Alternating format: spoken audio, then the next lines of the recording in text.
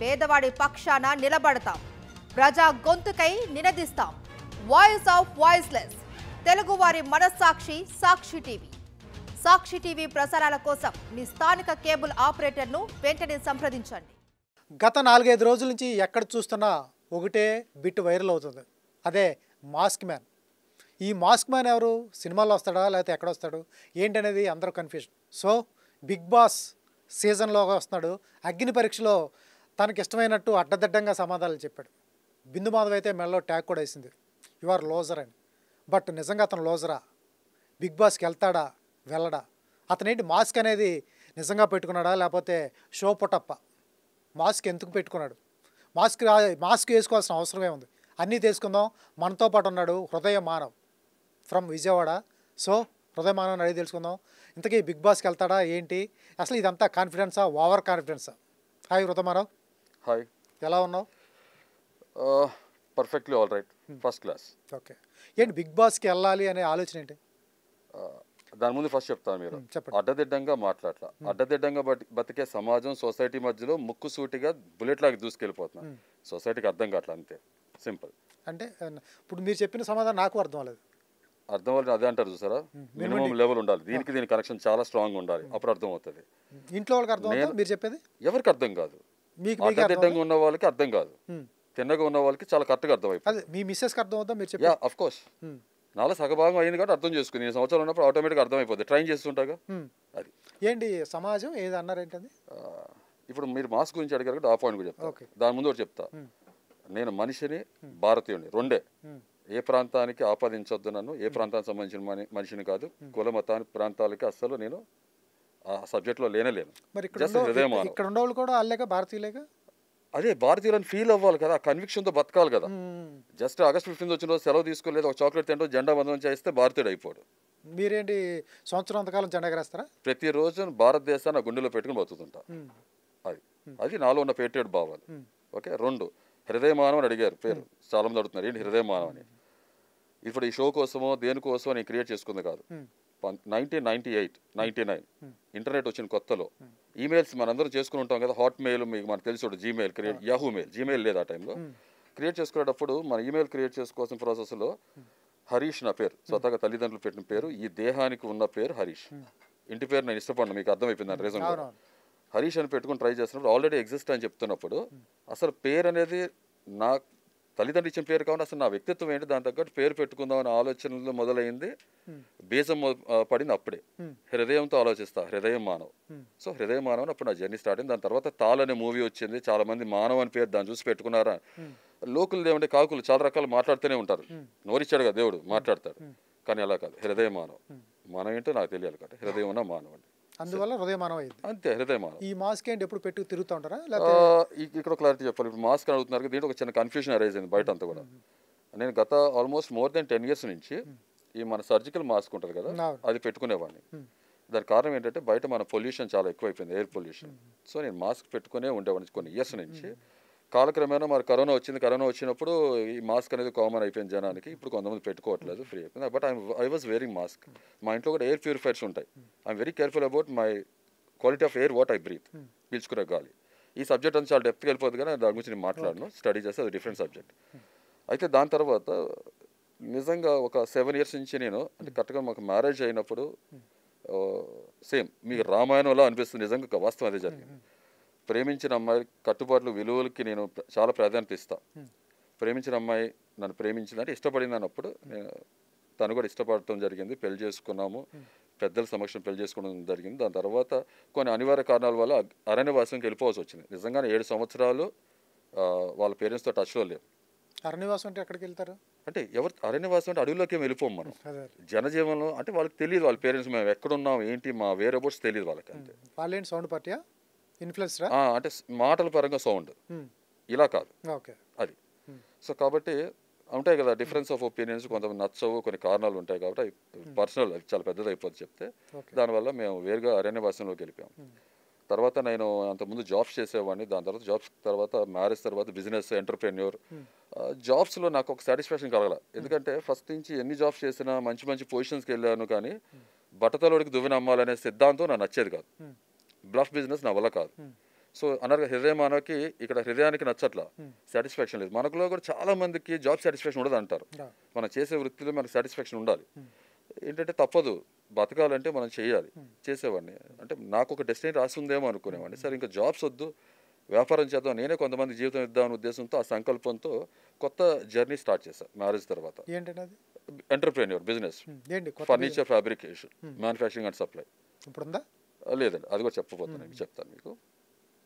అయితే దాన్ని చాలా సక్సెస్ఫుల్గా రన్ చేస్తున్నా, అంతా బాగుంది. అగైన్ అక్కడ కూడా ప్రాబ్లం అంటే ఆల్మోస్ట్ 100 అంటే ఇంత నెంబర్ అని చెప్పను, చాలామందికి లైఫ్ ఇవ్వడం జరిగింది, చాలామంది ఎంప్లాయీస్ వర్క్ చేసేవాళ్ళు, అంతా బాగుంది అంతా. కానీ unfortunately 2017-18 I met with an accident.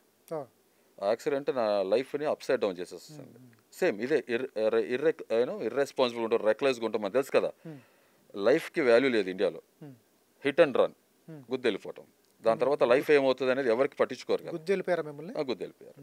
So దాని తర్వాత నేను ట్రోమాలోకి వెళ్ళటము, ఆల్మోస్ట్ అదే టైంలో I lost my person also, one of my worker.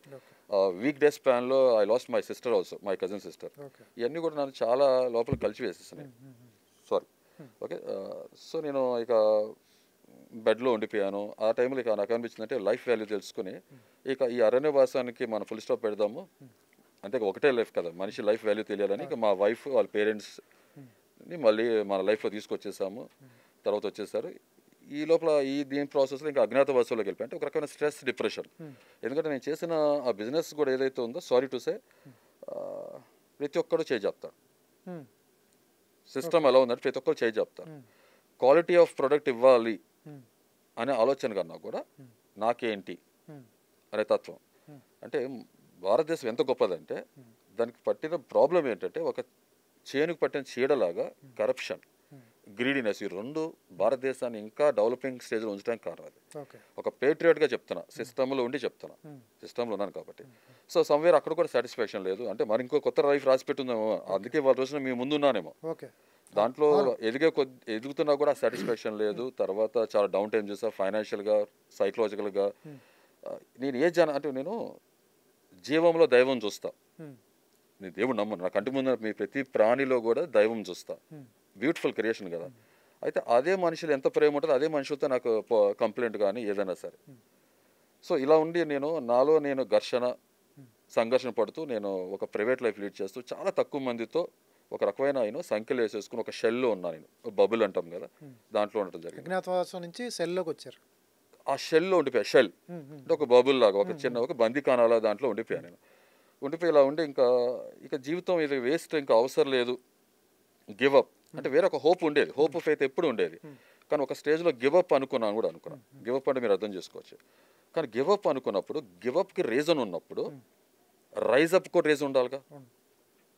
Okay, పుట్టుకి కారణం తెలిసి ఉండాలి, ఒక కారణం ఏదో ఉండాలి కదా. ఆ కారణం తెలుసుకునే అన్వేషణలో భాగంగా కొత్త జర్నీ స్టార్ట్ చేశా.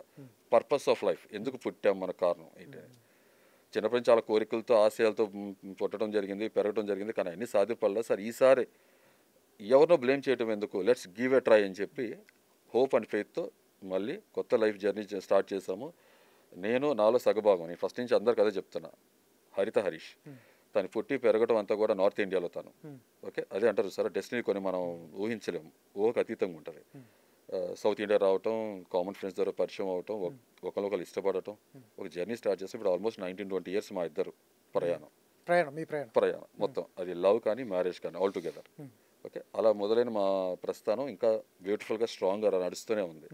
అయితే ఈ ప్రాసెస్లో నేను డిప్రెషన్లో ఉన్నప్పుడు మా వైఫ్ ఒక మాట ఉంది, కన్నా నీ మీద ఎంతో ఆశలు పెట్టుకున్న తల్లిదండ్రులు, అందరు తల్లిదండ్రులు పిల్లల మీద ఎంతో హోప్స్ పెట్టుకుంటారు. తల్లిదండ్రులు అలాగే నువ్వు ఒక హీరోవి, నా కంటి ముందు జీరో అయిపోతుంటే చూడలేకపోతున్నా.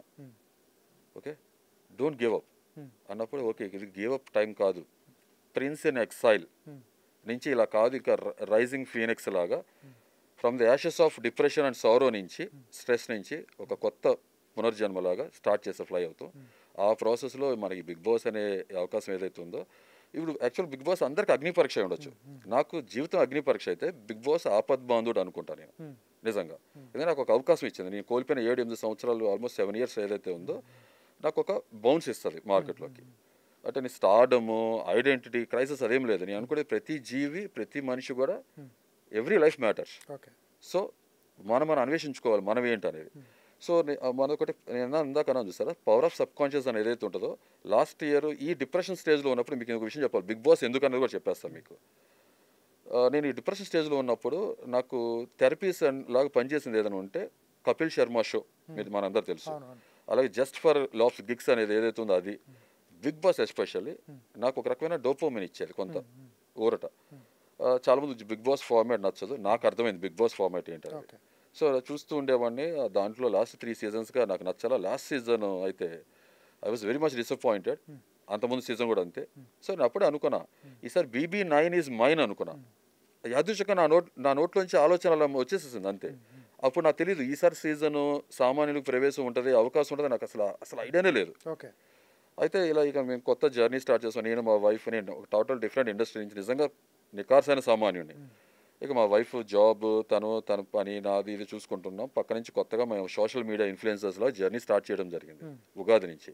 దాంట్లో కూడా చూస్తే మా వైఫ్ ఫేస్ ఆఫ్ ద ఛానల్లో ఉంటుంది తను. నేను తెర అనుకుండే రాజమౌళి లాగా, తన తెర ముందు ఉంది రాజమౌళి, సింపుల్ సారీ రామ్ చరణ్ లాగా, సారీ.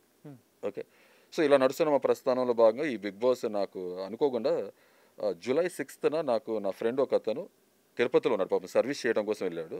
తను నాకు కాల్ చేసి, Harish garu you should give a try, big boss ఈసారి సామాన్యులకు అవకాశం ఉంది, అండ్ మీరు బిగ్ బాస్ పుట్టడం కాదు, మీ పర్సనాలిటీ కరెక్ట్గా సెట్ అయ్యే ఫార్మేట్ బిగ్ బాస్. ఎందుకంటే నాలో ఉన్న అన్ని షేడ్స్ యాంగిల్స్ చూశాడు కాబట్టి గివ్ ఎ ట్రై అని అన్నాడు. అదే టైంలో మా ఫ్రెండ్ ఒక అమ్మాయి, యూఎస్లో ఉన్న అమ్మాయి కూడా ఇంచుమించు అదే టైంలో ఇన్ఫార్మ్ చేయడం. నేను ఆడిషన్ కోసం ఒక క్లిప్ పంపించడం, 3 minutes క్లిప్.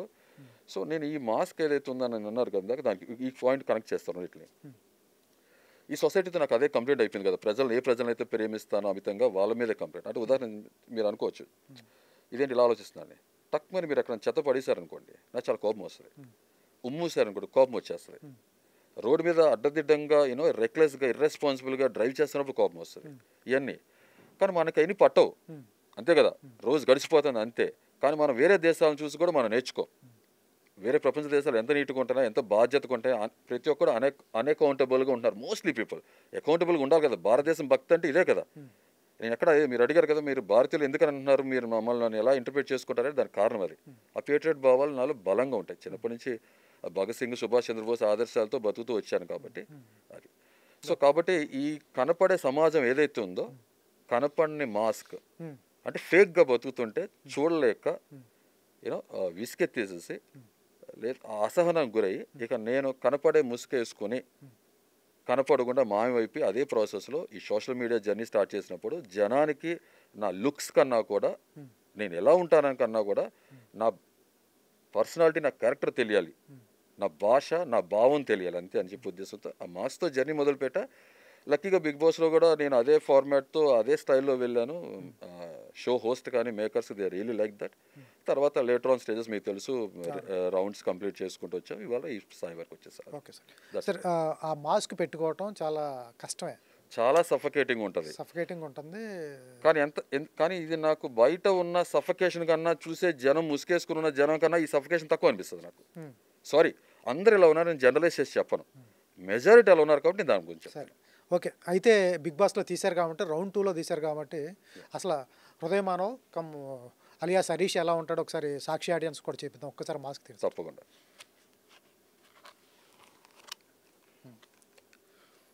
సో ఇది నేను, ఇది ఒరిజినల్, ఇది హరీష్. ఇంతవరకు మీరు ఇంతవరకు మీరు మాస్క్ మ్యాన్ హృదయ్ అనుకోండి, హృదయ మానవ్ అనుకోండి, హృదయ మానవ్ అనుకోండి, లేదంటే తల్లిదండ్రులు పెట్టిన హరీష్ కానీ, లేకపోతే నా జీవితం నెక్స్ట్ లైఫ్ ఏదైతే ఉందో హరిత హరీష్, అలా శివపార్వతుల్లాగా లేకపోతే సీతారాముల్లాగా హరిత హరీష్గా పూర్తిగా ఎలా పిలిచిన నేనే. భార్య సగభాగం అంటారు, హరిత హరీష్ అని పేరు పెట్టారు, మొత్తం ఫేస్ ఆఫ్ ఆవిడే రాజమౌళి అంటున్నారు. ఇవన్నీ చేసిన మీరు బిందు మాధవ్ వచ్చి మీ మెల్ల లోజర్ అని ట్యాగ్ వేసినప్పుడు, నేను నా భార్యను కొట్టాను అని చెప్పినప్పుడు ఎందుకు ఒప్పుకున్నారు? అంటే దీని ముందు పాయింట్ కూడా చెప్తా. ఇప్పుడు నేను చిన్నప్పటి నుంచి కోపిస్ట్ మనిషి అని చెప్పారు. ఎందుకంటే నేను పెరిగిన వాతావరణం, సమాజం, సొసైటీ చూస్తూ పెరిగాను కదా. బుక్స్లో ఒకటి రాసి ఉంది, నిజ జీవితంలో ఒకటి జరుగుతుంది. సినిమాలో హీరోలు ఒకరు కనబడుతున్నారు, బయట అంతా విలన్లు కనబడుతున్నారు. సో ఆ కోపంతో పెరిగిన ఆ తత్వం ఏదైతే, నేను కూడా అందరూ పిల్లల్లాగానే చక్కగా నవ్వుతూ ఆనందంగా ఎంజాయ్ చేయాలనుకునే మనస్తత్వం ఉన్న మనిషిని. చాలా నా క్లోజ్ అసోసియేట్స్ తెలుసు ఎంత సరదాగా ఉంటా, ఎంత ఫన్గా ఉంటా. అంటే రెండు వాడతానండి లైఫ్లో, నమ్ముతా హ్యూమర్ లేదా థార్ హ్యామర్, ఏదైనా లైటింగ్ గట్టిగా ఉంటుంది. నాతో పెట్టుకుంటే. సో అలాంటి మనిషిని నేను, కోపంతో పెరిగిన మనిషిని, నా ముందు అన్యాయం, తప్పు తీవ్రత ఎక్కువ ఉంటే సహనం సహించలేను అంతే. సో ఆటోమేటిక్గా నా రియాక్షన్ ఎలా ఉంటుంది, మీకు అన్నారు కదా రక్షకుడు, భారతీయుడు లాంటి సినిమా చూసి వచ్చినవాడిని కదా, టక్కున ఆటోమేటిక్ ముందు యాక్షన్ మూవీ స్టార్ట్ అవుతుంది, తర్వాత డైలాగ్స్ వస్తాయి. కానీ తర్వాత కాలక్రమేణా అవి తగ్గించుకుని ఆ కోపం, ఎందుకంటే ప్రతి లైఫ్ మ్యాటర్ చేస్తుంది అంటాం కదా, మనకు కొంత నిదానంగా పరిణితి వచ్చేస్తుంది. చెప్పరు అసలు? అబద్ధాలు చెప్తా, మోసం చేయను, దెర్ ఇస్ అ డిఫరెన్స్. మరి అబద్ధం చెప్తే మీ మీద లోజర్ అనే బోర్డు పడేది కాదు కదా. అదే చెప్తున్నా, ఈ పాయింట్ చెప్పాలి. ఇప్పుడు ఆ కాంటెక్స్లో ఆవిడ మీరు కొడతారా, బయట కోపం వస్తే ఏంటంటే ఎక్స్ప్రెస్ చేస్తానన్న, రివీల్ చేస్తానన్న, అంతే కదా, దాచుకోను లోపల. ఏదైనా అన్ఫిల్టర్డ్గా ఉంటా, పాట్ బ్రేకర్, కొండ బదులు కొట్టేటి ఉంటా, రివీల్ చేస్తా, ఎవరైనా చేసేది అదే. అంటే ఒక మనిషికి ఎమోషన్స్ సరిగ్గా ఉండాలి, లేదంటే ఆడ ప్రాబ్లం ఉన్నట్టే. చాలామంది అంటారు ఎమోషన్స్ కంట్రోల్ చేసుకోవడం అన్నిటి చేయిస్తాడని, ఈ సొల్లు మాటలు నేను నమ్మను. Sorry to use this language, ఇది షిట్ అనుకుంటా. బాధ వస్తే చూపించాలి, ఆనందం ఉంటే చూపించాలి, కోపం ఉంటే చూపించాలి. ఏ ఎమోషన్ క్లియర్గా ఉండకపోతే అన్ఫిల్టర్డ్గా ఉన్నాడు మీ మనిషి అని కాదని ఉద్దేశం. సో అలాంటిది తను నెక్స్ట్ క్వశ్చన్ ఏమడిగిందంటే, మీరు కొడతారా బయట? ఎస్. తర్వాత అడిగారు కొన్ని, అది నేను అది మీకు అంతా కటింగ్లో మీకు కనపడదు కాబట్టి తెలియలేదు. యాక్చువల్గా చాలా జరిగింది, 1.5 hour అది మొత్తం అంతా. But I respect the judges. నేను చాలామంది జడ్జెస్ పాపం అంటుంటారు, అది నెక్స్ట్ చెప్తాను, ఇప్పుడు మీకు చెప్తాను. నెక్స్ట్ మీ వైఫ్ మీద ఎప్పుడైనా చేసుకున్నారా, చెయ్యెత్తారా అన్నట్టు తను అడిగారు. ఇప్పుడు నాకు 2 ఆప్షన్స్ ఉన్నాయి. నో అని చెప్పి నేను హరిశ్చంద్రుడిని, శ్రీరామచంద్రుడిని అని చెప్పుకొని ఫేక్గా అబద్ధం చెప్పి షోలో ముందుకి నా ప్రయాణం ముందు కొనసాగిస్తే నా మనస్సాక్షి ముందు నేను దిగజారిపోతా, తలదించుకోవాల్సి వస్తుంది. మీకు విషయం చెప్పాలి, ఇక్కడ మా వైఫ్ ఇంటికి వచ్చినాక నన్ను ఎందుకు అలా చెప్పావు, ఇది మన పర్సనల్ విషయం, 4 గోడల మధ్య ఉన్న విషయం, నీకు చెప్పాల్సిన అవసరం ఏంటి? మనం ఎంత ప్రేమగా ఉంటామో, అసలు నువ్వు నన్ను ఎంత ప్రేమిస్తావో సమాజానికి ఎవరు తెలియదు. పరస్త్రీని కనీసం పొరపాటుగా తప్పుగా కూడా చూడవు కదా, అలాంటిది నువ్వు ఎందుకు చెప్పాల్సి వచ్చింది? అక్కడ ఉన్న వాళ్ళందరూ కూడా ప్రతి ఒక్కరికి ఏదో ఒకటి డార్క్ సైడ్ ఉంటుంది, చెప్పుకుంటారా? చెప్పుకోరు. తర్వాత ఇంకొకటి, మొగుడు పిల్లల మధ్యలో గాలి కూడా రాకూడదు. అలాంటిది 3వ వ్యక్తి అడిగితే నువ్వు ఎందుకు చెప్పావు? నేను ఒకటే మాట అన్నా, కన్నా ఈసారి బిగ్ బాస్కి వెళ్ళేది బిగ్ బాస్ కోసమే, నేను చాలా నిజాయితీగా ఉంటా, జనం నా నిజాయితీని చూస్తారా, లేకపోతే ఒక ఆడ మీద చేయి చేసుకున్నాను ఆ పాయింట్ వరకు పైన ఉండిపోతారా అనేది వాళ్ళ విచక్షణ వదిలేస్తా. ఓకే.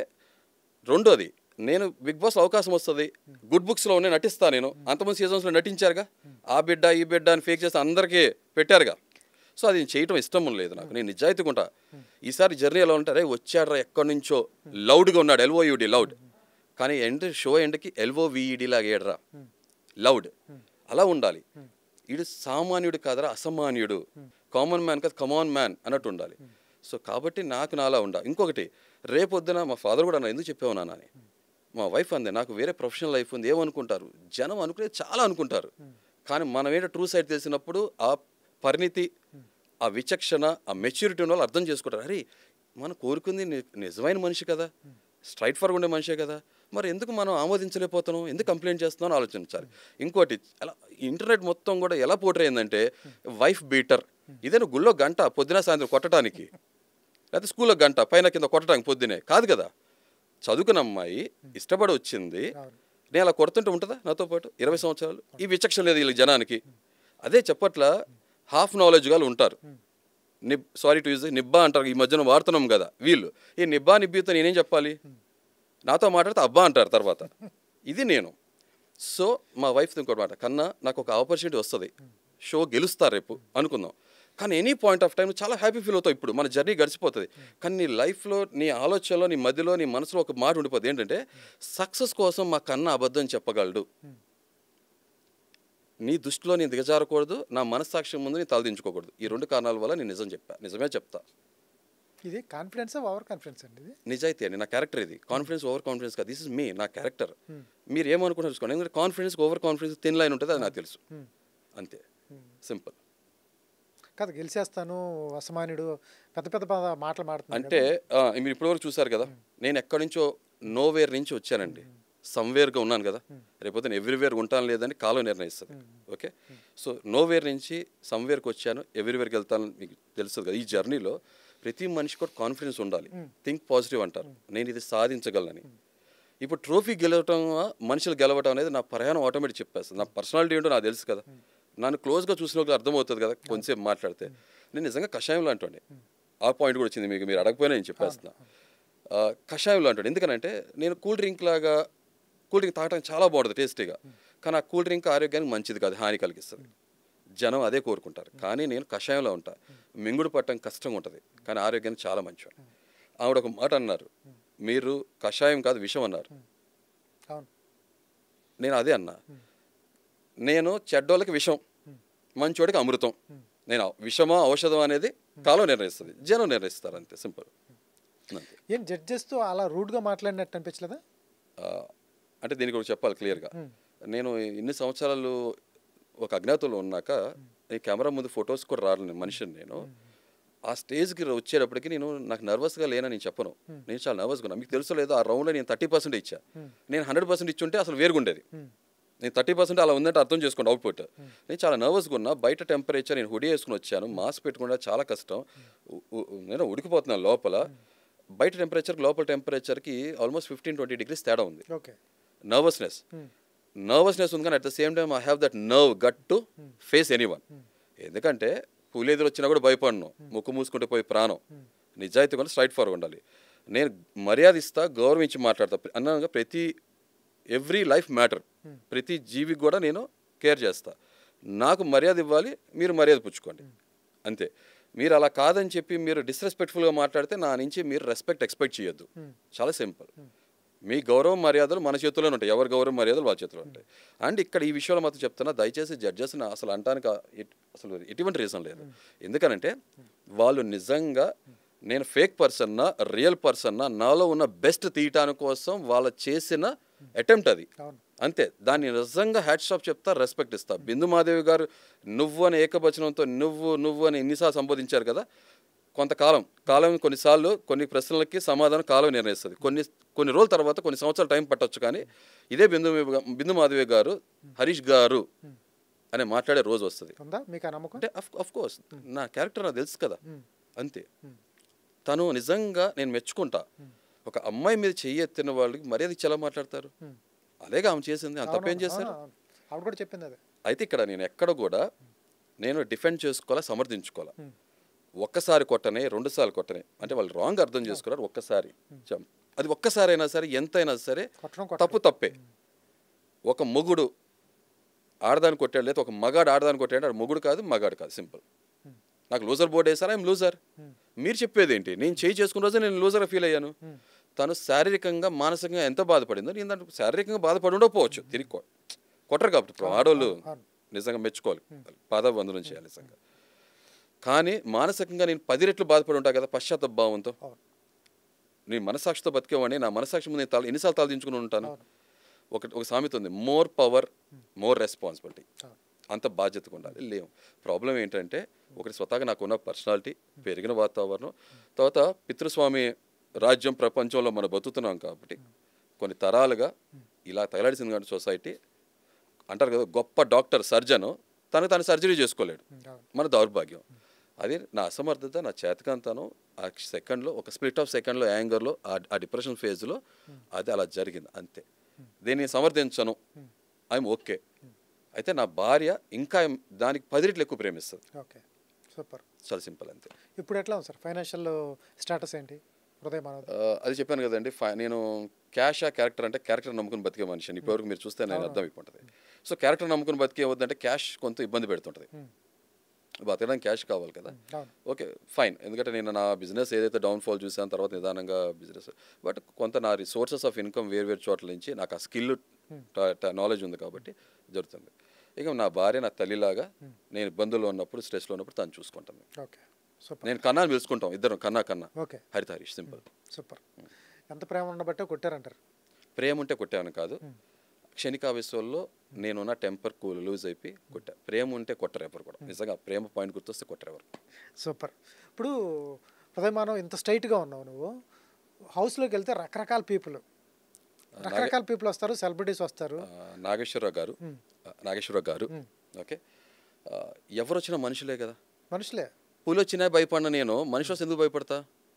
మిమ్మల్ని భయపడమంటలా, వ్యక్తిత్వాలు. అవును, ఒక్కొక్క అదే బ్యూటీ కదా, సృష్టి గొప్పతనం. ఒక్కొక్క మనిషికి ఒక పర్సనాలిటీ ఉంటుంది, మీకు ఒక పర్సనాలిటీ ఉంటుంది కదా, మీలో బ్యూటీని కదా నేను చూడాల్సింది. వస్తారు.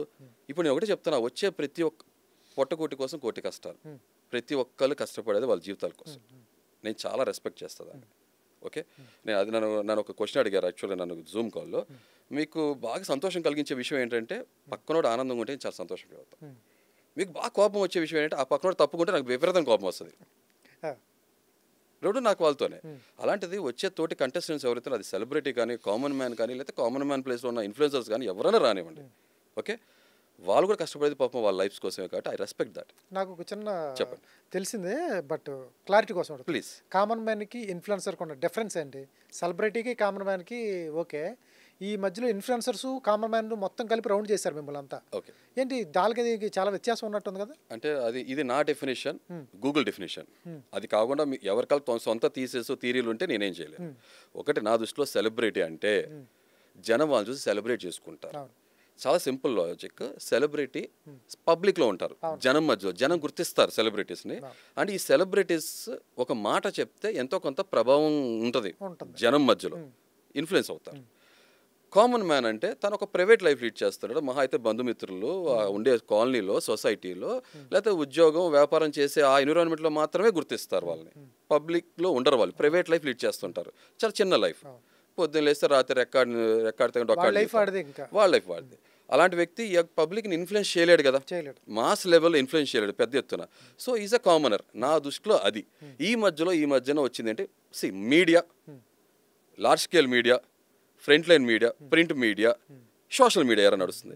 ఇప్పుడు సోషల్ మీడియా ఒక వరం లాంటిది. దీంట్లో వచ్చి యూట్యూబర్స్ కానీ, ఇన్స్టాగ్రామ్ కానీ, ఫేస్బుక్ కానీ, దీంట్లో వచ్చి వాళ్ళ ఫేస్ ఆఫ్ ద ఛానల్ లాగా వర్క్ చేస్తూ జనానికి వాళ్ళు కనపడుతున్నప్పుడు ఆటోమేటిక్గా జనం గుర్తిస్తున్నారు, పబ్లిక్లోకి వచ్చినట్టే కదా. ఈ మొబైల్ అనే మాధ్యమం లేకపోతే కెమెరా అనే మాధ్యమంతో జనం మధ్యలోకి వస్తున్నారు. జనం గుర్తిస్తున్నారంటే ఆబ్వియస్గా సెలబ్రిటీ కదా. ఇప్పుడు ఉదాహరణకు మెగాస్టార్ చిరంజీవి గారు పెద్ద స్థాయి సెలబ్రిటీ, సత్యదేవ్ గారు చిన్న స్థాయి సెలబ్రిటీ, ఇద్దరు సెలబ్రిటీసే కదా. అలాగే యూట్యూబర్స్లో కూడా మీరు ఒక చిన్న లాజిక్ అడుగుతారు. ఇప్పుడు నాన్ వేసిన అతను ఉన్నాడు, అతనికి లక్షల కోట్లు ఉన్నారు సబ్స్క్రైబర్స్, ఫాలోవర్స్ ఉన్నారు. అతను సెలబ్రిటీ అని నమ్ముతారు మీరు? ఇన్ఫ్లుయెన్సర్ అంటే సెలబ్రిటీ అంటే ఇన్ఫ్లుయెన్స్ చేస్తున్నారు కదా పబ్లిక్ని, సెలబ్రిటీ కదా. ఒక చిన్న యూట్యూబర్ ఉంటాడు, 10,000 సబ్స్క్రైబర్స్ ఉంటారు, అతను సెలబ్రిటీ కదా, చిన్న సైజ్ సెలబ్రిటీ కదా. అంటే చిన్న లాజిక్ అండి. రేపొద్దున షోలోకి వెళ్ళిన తర్వాత ఓటింగ్ అనే పారామీటర్ స్టార్ట్ అయినప్పుడు 10,000 సబ్స్క్రైబర్స్ వచ్చారంటే ఆటోమేటిక్గా వారికి ఓటు బ్యాంక్ పడుతుంది కదా. మళ్ళీ సామాన్యుడికి ఏంటి పరిస్థితి ఉంటే మా అయితే 50-100 మంది అరే బాబు బాబు బాబు బాబు నాకు ఓటేరని అడుక్కోవాలి కదా. ఇదే పరిస్థితి కదా. సో నా definition I'm very clear. But show format నేను రెస్పెక్ట్ చేస్తాను, ఎందుకంటే ఎంటర్టైన్మెంట్ ఇండస్ట్రీలో ఉంటున్నాం కాబట్టి show format TRPs, viewership, buzz అంతా క్రియేట్ చేయాలి. సో ఆ రియాలిటీ మెయింటైన్ చేస్తూనే కొన్ని పారామీటర్స్ని వాళ్ళు స్మార్ట్గా హ్యాండిల్ చేస్తారు. I respect that. సరే ఓకే, ఏం జరిగినా కూడా ఈ ప్రయాణం బిగ్ బాస్లో జరిగేటప్పుడు ఏదైతే ఉందో జనం అయితే చూస్తారు మనం ఏంటనేది. వీళ్ళు బిగ్ బాస్లోకి వెళ్ళే సెలబ్రిటీస్ కానీ ఇందాక మనం మాట్లాడుకున్న ఇన్ఫ్లుయెన్సర్స్ కానీ ఒక టీంని ఏర్పాటు చేసుకుంటారు, పిఆర్ టీంని. రైట్, మీకు ఐడియా ఉందో లేదో, పిఆర్ టీంని పెట్టుకుంటారు. ఈ లోపలికి వెళ్ళగానే ఇక్కడ ఫేస్బుక్లో క్యాంపెయిన్ స్టార్ట్ అవుతుంది. ఆల్రెడీ చూస్తున్నాను, ఐ నో ఆల్ దీస్. అయితే నేను ఒకటే చెప్తాను, మీకేమైనా ఉందా? లేదు, నాకు ఉంది, నాకు చాలా పెద్ద పిఆర్ ఉంది. అసలు మీరు నమ్మరు, నేను పబ్లిక్ లోంచి వచ్చిన మనిషిని కదా, పబ్లిక్ నా రిలేటివ్స్ కదా, దాని మించిన పిఆర్ ఏం కావాలండి? పబ్లిక్ రిలేషన్స్ అంతే. పబ్లిక్ నేను నచ్చితే, నాకు నాలా ఉండి నేను నచ్చితే పబ్లిక్ నన్ను సపోర్ట్ చేస్తారు. నేను అలాంటి కాదన్నప్పుడు నాకు నేనే ఓటేసుకోను, పబ్లిక్నే ఓటేయమని అడగను, సింపుల్. సో మీకు ప్రపంచమే పిఆర్ టీము అంతే, ప్రజలే నా పిఆర్. ప్రజలే పిఆర్. వీళ్ళే మీరు చేసేది బిగ్ బాస్లో మీరు ఎట్లా ఉంటారో తెలిసి మీకు ఓట్లు వేస్తే అవే ఓట్లు. అంతే కదా, నన్నుగా చూసి మెచ్చి నచ్చి వేస్తేనే అయ్యే నాకు ఓట్లు. ఓట్లు అందకన్నా నా దీవెనలో బ్లెస్సింగ్స్ అనుకుంటాను. Okay, super. కాదు డిఫరెంట్ మైండ్ సెట్స్ ఉంటాయి. మీరేమో స్ట్రైట్ ఫార్వర్డ్, రైట్, వాళ్ళు స్ట్రైట్ ఫార్వర్డ్ ఉండరు, ఉండకపోవచ్చు. ఒక్కొక్కరిది ఒక మైండ్ సెట్, వాళ్ళ మంచి తీసుకుంటారు. చెడ్డ వాళ్ళు కూడా ఉంటారు, చెడు ఆలోచన కూడా ఉంటాయి. అందరూ ఒకే రకంగా ఉండాలని కూడా లేదు. ఎట్లా అప్పుడు కోపం వస్తే అప్పుడు మీలోంచి భారతీయుడు, రక్షకుడు ఎవరో ఒకరు బయటకు వస్తే అంటే సినిమా డైలాగ్ అనుకోకండి, ఎక్కడ నెగ్గాలో కాదు ఎక్కడ తగ్గాలో కూడా తెలిసిన మనిషిని. నన్ను రౌండ్లో అడిగారు, ఈ మధ్య కాలంలో రీసెంట్ ఎవరిని కొట్టారన్నారు. కొన్ని సంవత్సరం చేతులు వెనకట్టుకుని ఉంచుంటున్నానండి, కొట్టట్లేదని చెప్పాను. కొట్టను, కంట్రోల్ చేసుకుంటా. కానీ చెప్పలేము, నాలో ఆ షేడ్ ఎప్పుడు ఉంటూనే ఉంటుంది. అదే కదా నేను అన్నాను. నేను ఇప్పుడు నాకు అక్కడ ఉన్న తోటి కంటెస్టెంట్స్ నాకు కాంపిటీషనే కాదు, గర్వంగా చెప్పట్ల, అహంకారంతో చెప్పట్ల. ఇన్ని సంవత్సరాలు నేనున్న మానసిక శారీరక పరిస్థితి ఏదైతే ఉందో, నేను కొంత హెల్త్ పాడు చేసుకున్నాను, నా లుక్స్ పాడు చేసుకో ఇలా ఉండేవాడిని కాదు. చాలా మంది నన్ను బాడీ షేమింగ్ చేస్తున్నారు నా గ్లామర్ గురించి. నేను ఒక వీడియో చూసా, ఒక అతను పందికి ఏం తెలుసు పాండ్స్ వాసన అంటారు చూసారా, అది ప్రతి ఒక్క అంటే సార్ గుడ్డు వచ్చి పిల్లని ఎక్కిరించదని, పిల్ల కూడా కాదు తల్లిని ఎక్కిరించినట్టు గుడ్డు. ఇవన్నీ అలా పాసింగ్ క్లౌడ్స్ వస్తాయి వెళ్ళిపోతాయి. నేను వాటికి అటెన్షన్ ఇవ్వాలనుకోవట్లా, అంతే వాళ్ళ స్థాయి అంతే. వాళ్ళ బతుకుతుంటారు. మీరు ఇందాక చెప్పింది వీళ్ళందరికంటే కూడా పర్లేదు, వీళ్ళందరికంటే నాకు నాతోనే ఘర్షణ, నాకు నాతోనే సంఘర్షణ కాబట్టి కాదు అంటున్నారు. మీలాగా స్ట్రగుల్ పడిన వాళ్ళే ఒక్కొక్కరు సామాన్యులు కానీ సెలబ్రిటీ అయిన వాళ్ళు కానీ ఊరికే సెలబ్రిటీ గారు కరెక్ట్ ఐ అగ్రీ విత్. చాలా స్ట్రగుల్ ఫేస్ చేసే వచ్చి ఉంటారు. మీకంటే ఎక్కువ స్ట్రగుల్ చేసి వచ్చే వాళ్ళు కూడా హౌస్లో ఉంటారు. వాళ్ళందరూ నాకు కాంపిటీషనే కాదని ఎలా చెప్తారు? అదే చెప్తున్నారు కదండి. ఇప్పుడు నేనున్న 7 సంవత్సరాలు నేను ఏదైతే మానసిక శారీరక నాకు ఛాలెంజెస్ ఉన్నాయో, నాకు నాతోనే ఘర్షణ సంఘర్షణ నాతోనే.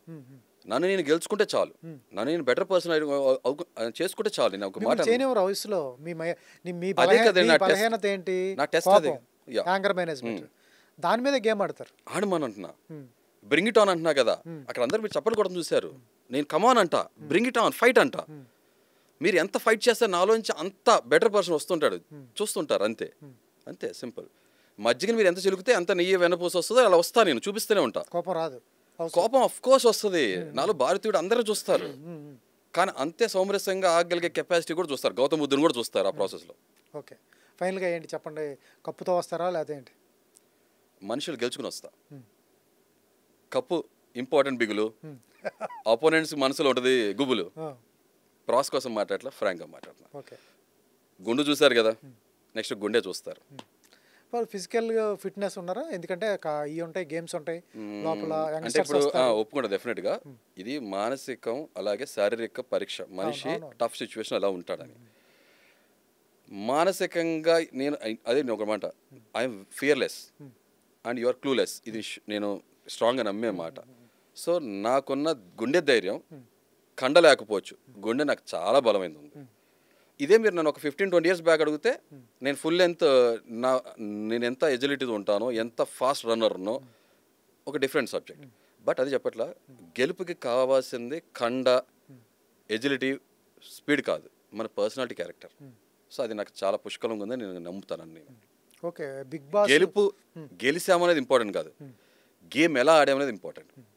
మీకు ఇంతకాలం జరిగిన 8 సిరీస్లో విజేస్ అన్నీ ఒకటే నచ్చాడు అంటే యాక్చువల్గా నేను అడిగారు, నాకు హిందీ సీజన్స్లో శిల్పా షెండే అనే కంటెస్టెంట్ నాకు అమితంగా అసలు చాలా బాగా నచ్చిన కంటెస్టెంట్. బట్ తెలుగు సీజన్ కాబట్టి, షో కాబట్టి తెలుగు సంబంధించి అడిగినప్పుడు నేను ఇది కూడా చెప్పా, నాకు అంబటి అర్జున్ బాగా నచ్చాడు. విన్నర్ కాదు, ఆ సీజన్లో చూస్తే పాపం వైల్డ్ కార్డ్ కంటెస్టెంట్కి వచ్చాడు. పాపం వైల్డ్ కార్డ్ కంటెస్టెంట్స్కి ఆ ప్లస్ ఉంటుంది, మైనస్ ఉంటుంది ప్రతిసారి కూడా.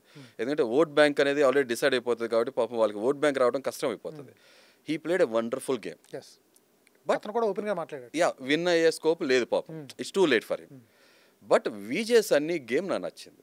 ఇక్కడ మీరు ఇంకొంతమంది చాలా మందిని అడిగారు, విజేస్ అని ఫ్రెండ్షిప్ చేశాడు కదా అది ఇది అంటే, అదే చెప్తున్నా. ఇప్పుడు నేను విజేస్ అన్నికి కాపీ క్యాట్లా వెళ్ళినా లేకపోతే నాకు నాలాగా వెళ్ళినా, విజేస్ అని తన పర్సనాలిటీ, అది వ్యక్తిగతంగా తను నచ్చాడు. నేను అలాగే నా నవదీప్ వైల్డ్ కార్డ్ కంటెస్టెంట్కి రాకపోతే సీజన్లో నవదీప్ గెలిచేవాళ్ళేమో. Is such an entertainer. అలాగే బిందు మాధవి ఆ కరేజెస్గా తను ఆడిన గేమ్ ఓటీటీలో ఏదైతే ఉందో అఖిల్తో ఆడిన విధానం బాగుంది, అందుకే జనం హర్షించారు, తను విన్నర్ చేశారు. అంటే ఒక లేడీ టైగర్లో విన్ అయిందంటే ఇట్స్ ప్రివిలేజ్ థింగ్. చాలా మంది కోరుకుంటారు ఒక ఆడమి గెలవాలని. నెక్స్ట్ తర్వాత సీజన్స్లో మనం అభిజిత్ని చూసాం. నేను ఇప్పుడు జడ్జెస్ ఎవరున్నారో వాళ్ళ గురించి మాట్లాడుతున్నాను. అభిజిత్ ఉన్నాడు, అభిజిత్ క్లాస్ గేమ్ ఆడాడు, it worked out for him, he has one. ఇవాళ చాలా మంది మనసుల్ని గెలుచుకున్నాడుగా మనిషి, అయితే అభిజిత్. శ్రీముఖి హోస్ట్గా ఉంది. శ్రీముఖి ఎంత లైవ్లీ పర్సన్ అంటే, మంచి ఎనర్జెటిక్, మంచి యాక్టివ్, అసలు నిజంగా very pure and positive soul. నిజంగా నాకు ఒక అవకాశం రావడానికి కారణం Sreemukhi and Navdeep.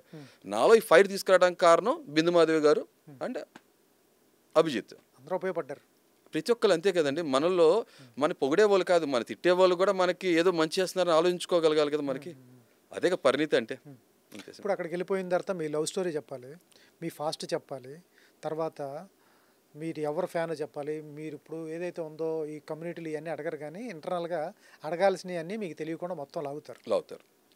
Me personality గురించి అన్నీ అడుగుతారు. అవన్నీ చెప్పడానికి ఓపెన్గా చెప్పడానికి రెడీగా ఉన్నారా? అంటే నాకు అది చెప్పారు కదా, ఏదో ఒక వర్గం, కులం, మతం, ఒక ప్రాంతాంతో ఆపాదించుకుంటే ఇష్టం ఉంటుంది. ఎందుకంటే చిన్నప్పటి నుంచి నేను మనిషి అన్నప్పుడు ప్రపంచంలో అందరితో కూడా నేను మమేకం అవ్వగలను.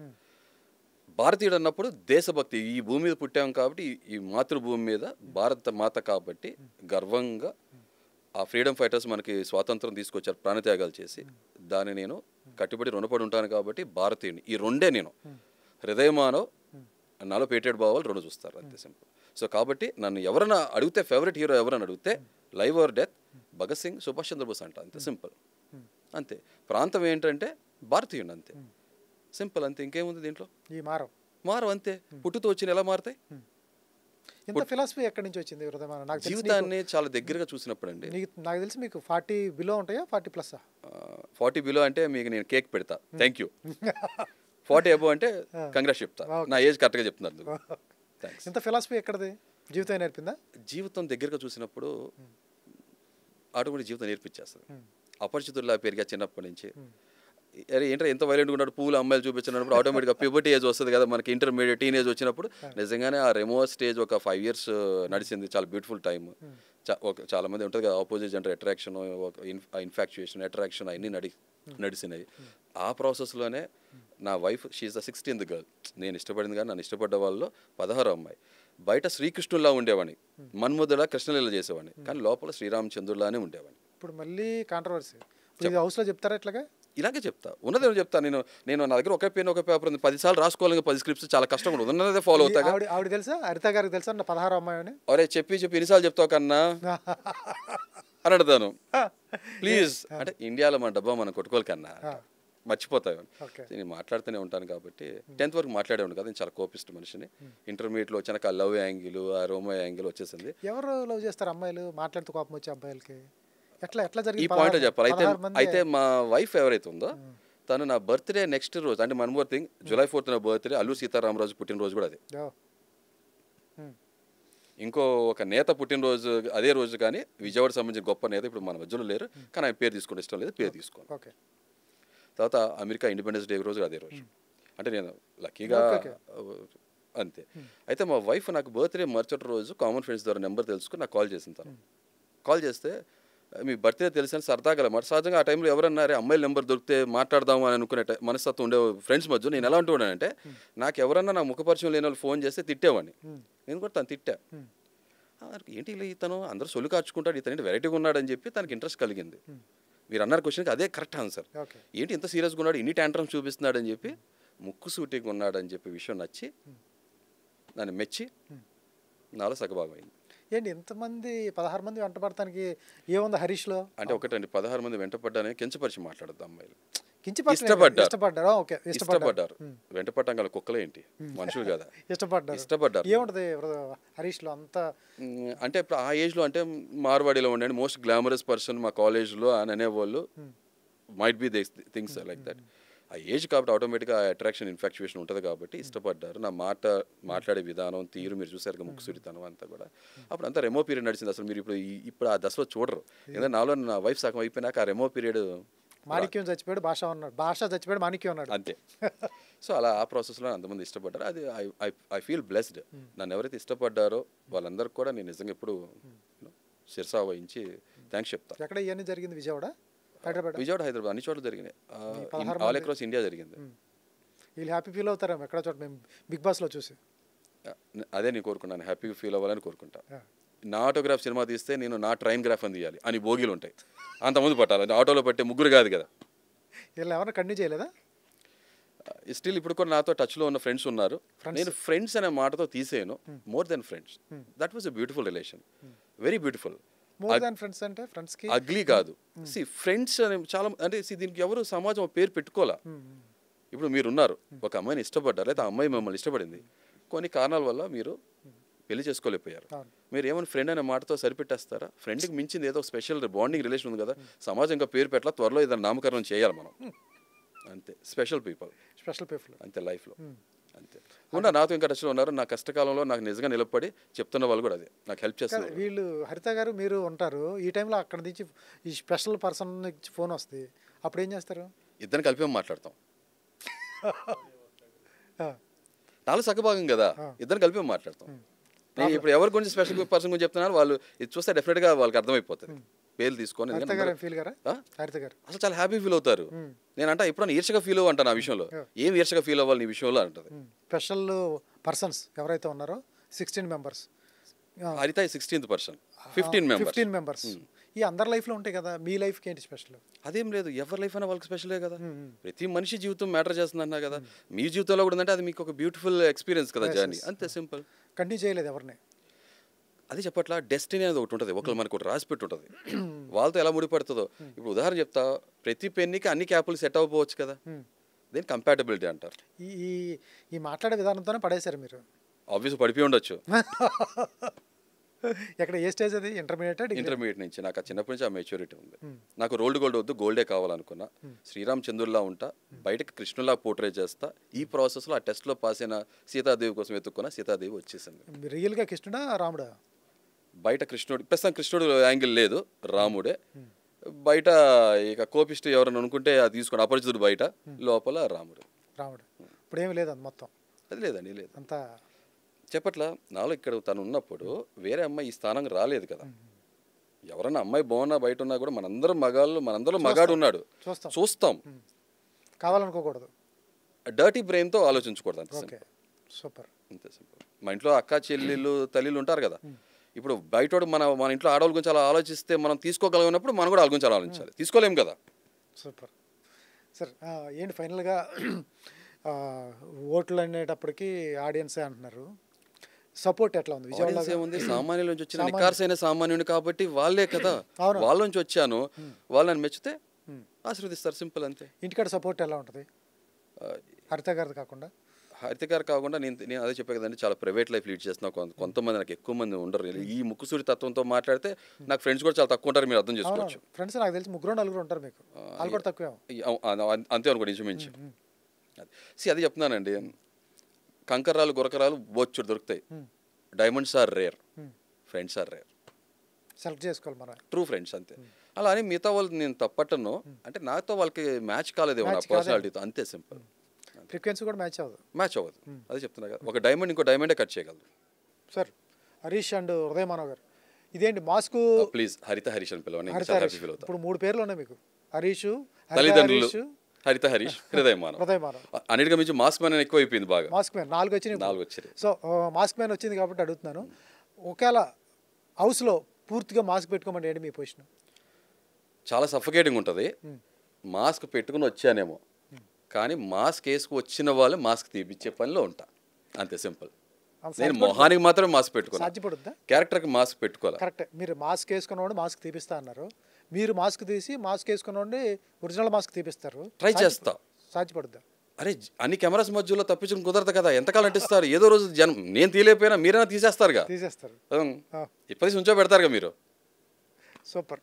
ప్రేక్షకులు, వీక్షకులు, మీని తప్పించుకునేది ఏముంది? సూపర్. కెమెరా అన్నీ చూస్తుంది, అది అంతే. All the best sir. త్వరలోనే ఈ కప్పు కొట్టుకు రావాలి, కొట్టుకొస్తారు నాకు తెలిసి, ఎందుకంటే ఆ కాన్ఫిడెన్స్ లెవెల్స్ ఉన్నాయి.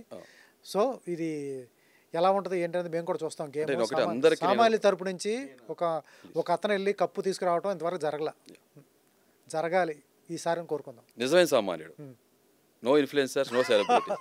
బట్ ఓకే, నేను అందరు కూడా ఆల్ ది బెస్ట్ చెప్తాను. ఈ సెలబ్రిటీస్కి, ఇన్ఫ్లుయెన్సర్స్, కామన్ మ్యాన్ రిప్రజెంట్ చేసి వచ్చే ప్రతి ఒక్కరు కూడా ఆల్ ది బెస్ట్ చెప్తాను. Give your best fight. లైఫ్లో ఒక ఆపర్చునిటీ వచ్చింది, బిగ్ బాస్ ఈసారి సీజన్ 9, వాట్ ఏ జర్నీ రా అనుకోలేదు. ఎవరు గెలిచిన మీద బెస్ట్ పర్సన్ విన్. తర్వాత ఓటేసే వాళ్ళకి నేను తెలుసానో ఏదైనా ప్రాంతం అనో లేకపోతే ఇలా ఉన్నాడు రా అని చెప్పి ఓటేయొద్దు. నన్నుగా చూడండి, నిజంగా నచ్చితే కరెక్ట్ పర్సన్ రా అనుకుంటే ఓటేయండి, లేదా నాకు ఓటేయద్దు, నాకు నేనే ఓటేసుకోను, సింపుల్.